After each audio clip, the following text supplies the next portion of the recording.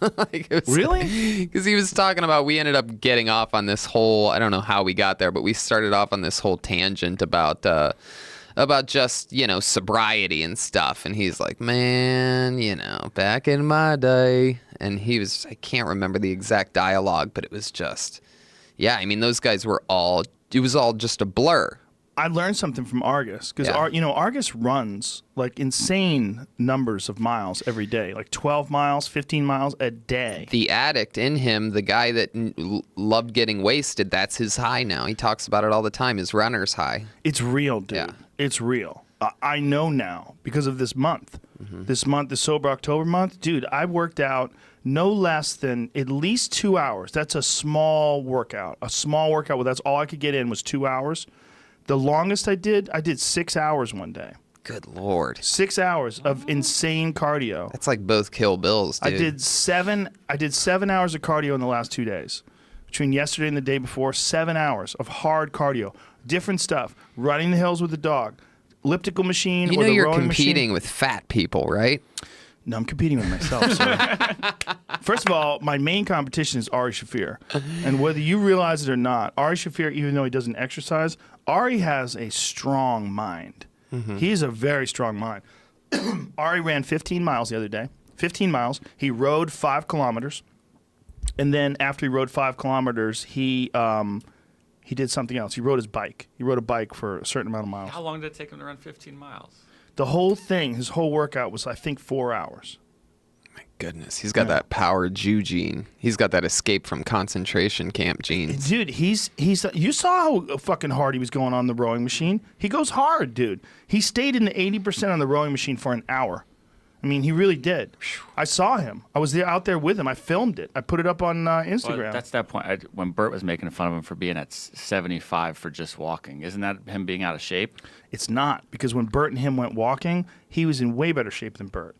See, Ari rides his bike in New York, and he walks a lot in New York, and even though he's not in great shape, like in terms of like a guy who runs, in comparison to Bert, he's in fantastic shape. When they went hiking together, Bert had to stop like a bunch of times, like, I gotta stop. And Ari was pissed off.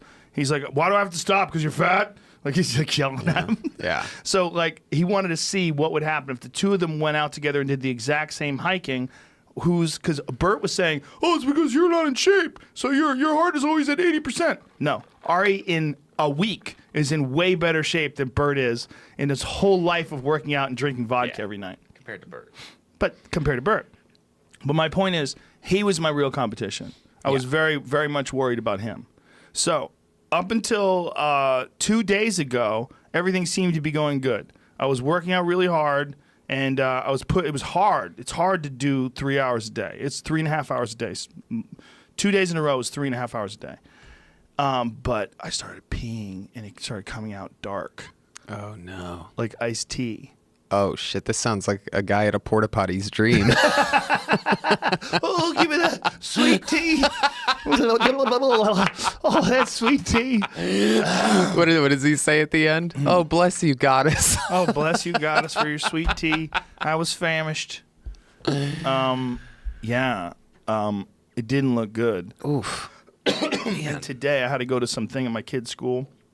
We had some Halloween thing. And I had to go up 3 flights of stairs, 3 long flights of stairs.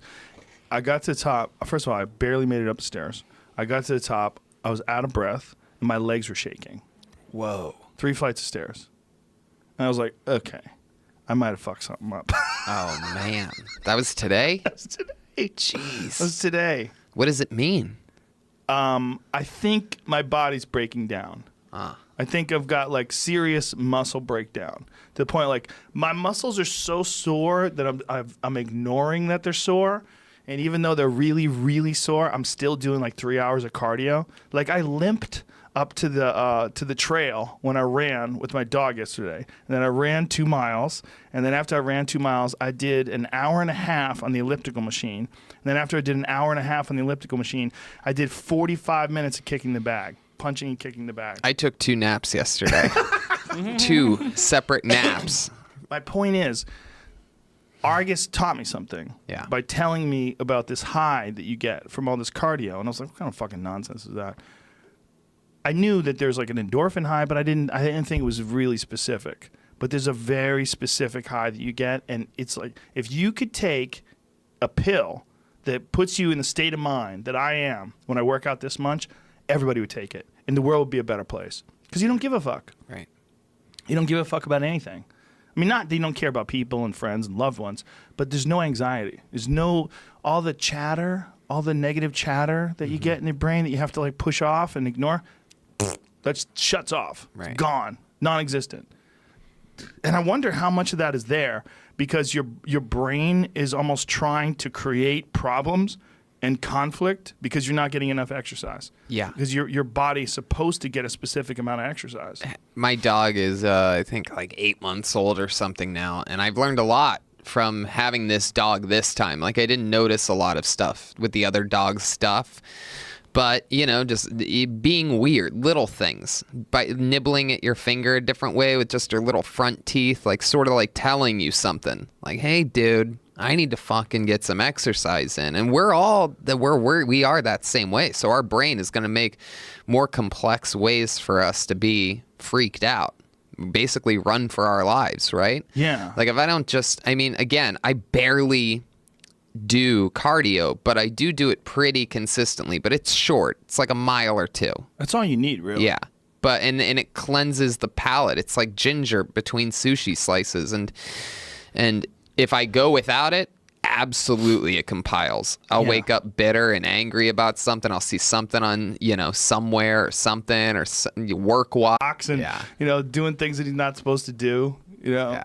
He's just, he's just a ball of energy, but at least he doesn't have like anxiety and negative chatter. The complex human mind, when it doesn't have enough energy output, I always think of the brain as almost like a battery that has a lid on it, and there's like energy's like flowing out of the battery and spilling over the sides and causing a mess.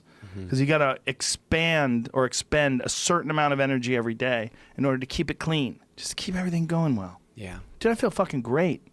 Other than the fact that I can't walk good. Yeah. But it's just, I went too hard. It's just too hard. But I wanted to get so far ahead. My goal was to get so far ahead that no one could catch up.